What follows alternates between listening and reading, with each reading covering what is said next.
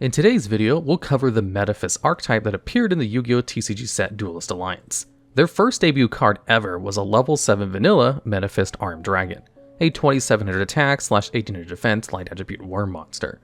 Either than aesthetics and name, this card wouldn't carry any relevance in the archetype, and would sit amongst stacks of bulk cards. So, with no sight of this card seeing any action, it was written off as just a pack filler. Then, the next set, Secrets of Eternity, would reveal another Metaphys card, Metaphys Horus, a level 6 synchro monster that had the effects that activate on summon, based on what types of monsters were used for its synchro materials.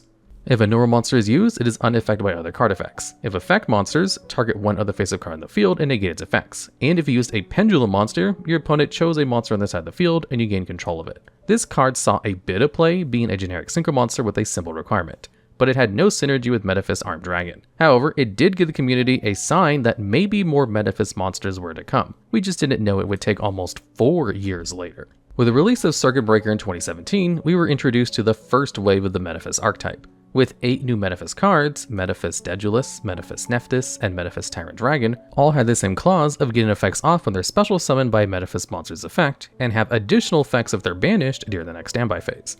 Metaphys Daedalus banishes all other face-up special summon monsters in the field if it's special summoned by a Metaphys monster. And if it's banished during the standby phase of the next turn, you return it to the deck to banish another Metaphys card from your deck. Metaphys Nephthys effects lets him banish set spells and trap cards when it's special summoned, and when banished during the next standby phase, return it to the deck to add a Metaphys card from your deck to your hand.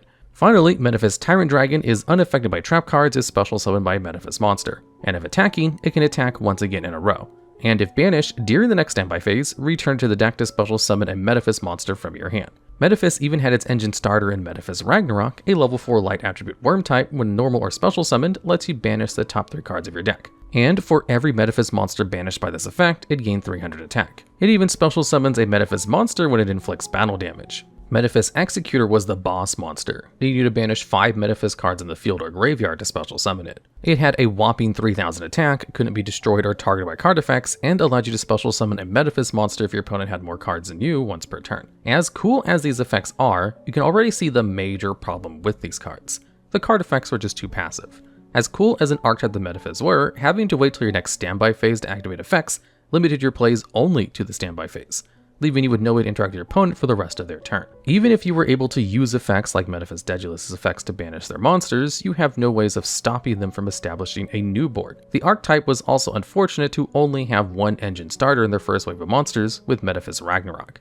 This meant negates, like a well-timed effect veiler, would most likely end your turn as it was crucial for this card to activate. Also, it needed to inflict battle damage to let you special summon a monster, which means opponents would snuff it out before even entering the battle phase. This deck relied heavily on seeing this card or else it would stall. To make things even more discouraging, Metaphys Executor's summoning conditions were abysmal, as it requires you to banish 5 Metaphys cards in the field or in the graveyard, making it costly to summon. These requirements made it unfulfilling to bring out a card that would only benefit if you had fewer cards than your opponent, and literally did nothing else than be a big beatstick. Executor was a poor boss monster that was more of a setback than an actual support. Konami tried to offload the pressure by making a few spells and traps to help. Metaphys Factor was a field spell card that lets you play a level 5 or higher Metaphys monster, but banish it during the next end phase. It also prevented your opponent from responding to your Metaphys monster's activated cards or effects. While this helped unclog your hand from bricking and guaranteed your effects wouldn't be stopped, it still ate up your normal summon. With literally no monsters capable of being special summoned outside of Metaphys Executor, Metaphys Ragnarok, and the effects of Metaphys Tyrant Dragon, your turn is essentially over, as your options to play first turn at this time in Metaphys lifespan were slim to nothing.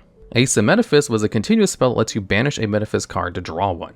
If Metaphys card in its owner's possession was banished, you would either apply an effect that made non-Metaphys monsters lose 500 attack and defense if it was your turn, or change the battle position of all non-Metaphys monsters if it was your opponent's turn. This card was one of the best cards in the deck. It helps you banish your Metaphys cards, and it wasn't a hard once per turn. Unfortunately, its other secondary effects were mandatory, so you wouldn't have the option of when you wanted to activate them. Lastly, Metaphys Dimension was a continuous trap card that allowed you to special summon a Metaphys monster that was banished to your side of the field, but banish it during the next end phase. And if a Metaphys card is banished in its owner's possession while this card is face up on the field, you can target one card in the field and banish it. This card wasn't bad, but it wasn't anything to write home about either. Being able to special summon any Metaphys monster back from being banished is nice, but it doesn't activate Metaphys trigger effects as they weren't summoned by a Metaphys monster. The only banishing these cards did was banish players from playing this archetype, as many considered it a casual deck.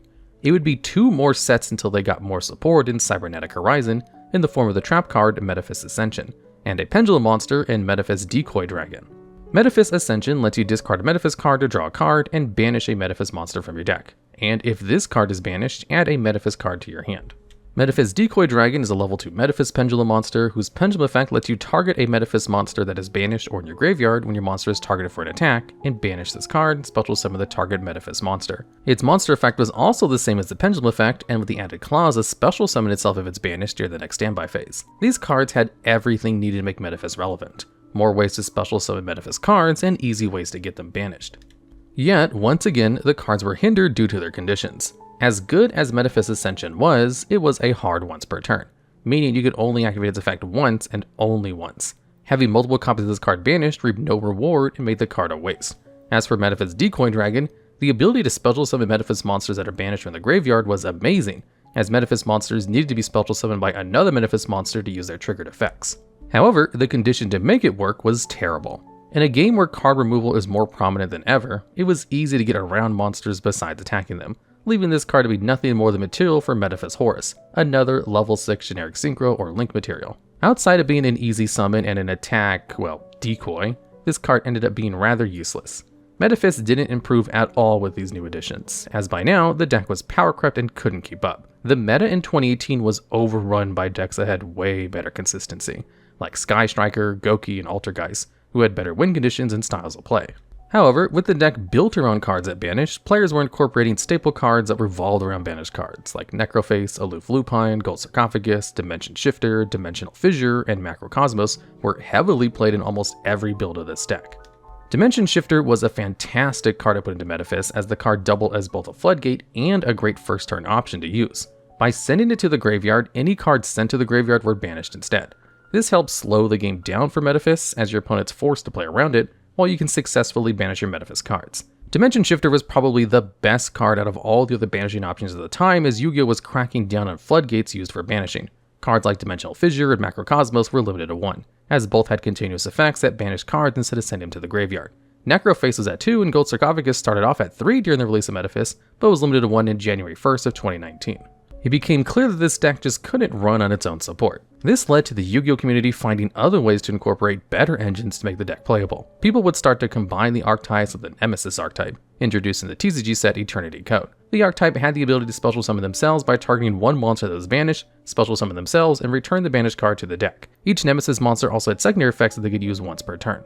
Nemesis Flag added Nemesis cards from your deck to your hand during the main phase. Nemesis Corridor lets you target one banished Nemesis card and add it back to your hand. Nemesis Umbrella added a Nemesis card from your graveyard to your hand. And finally, Nemesis Keystone, who joins the group in the next set, Rise of the Duelists, lets you add it back to your hand if it was banished in the same turn during the end phase.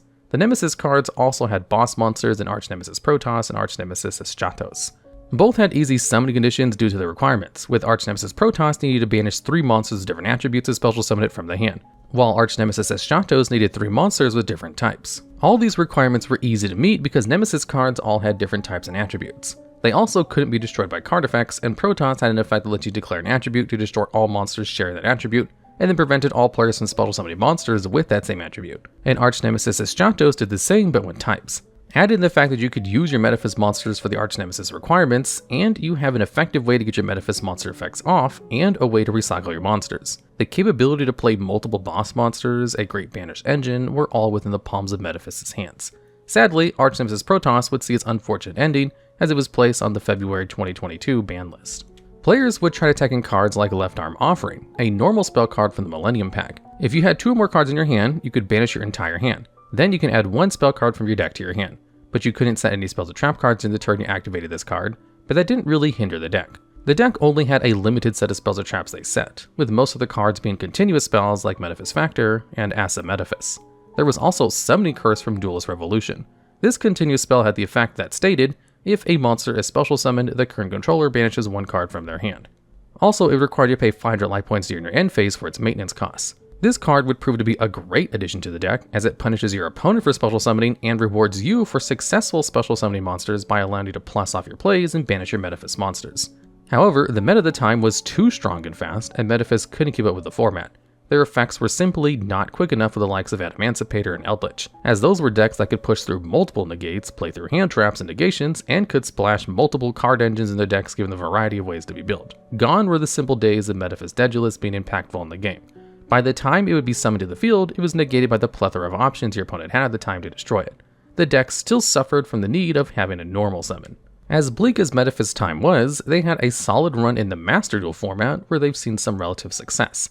They are a great complementary engine in Sword Soul since they share the Wyrm attribute, and your Metaphys can be used as materials for Sword Soul synchros that banish Wyrm type monsters for their effects, like Sword Soul Supreme Sovereign Changing and Sword Soul Supreme Sovereign Chizao. They also saw some success in the Nemesis package as Dimensional Fissure, Necroface, and Macrocosmos were all at 3.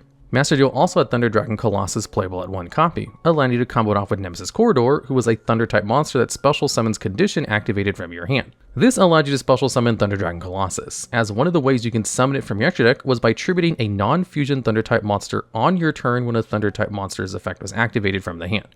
Metaphys now had access to a strong Floodgate monster that prevented your opponent from adding cards from their main deck to their hand except by drawing them. Another card that also saw play from Metaphys was Crossout Designator.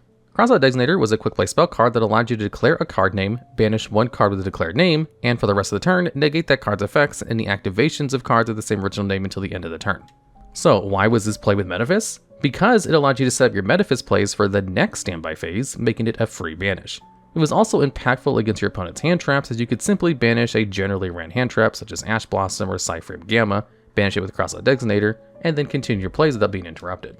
Metaphys slowly climbed the Master Duel format with these options at hand. With how much slower the game is in the Master Duel format, and the ability to have almost every floodgate that can banish at 3, Metaphys finally found its place in the Yu-Gi-Oh world. Metaphys has since then quietly settled down as a wonderful option to pick up at Master Duel, and is currently still seen play as of today. So let's recap why Metaphys failed.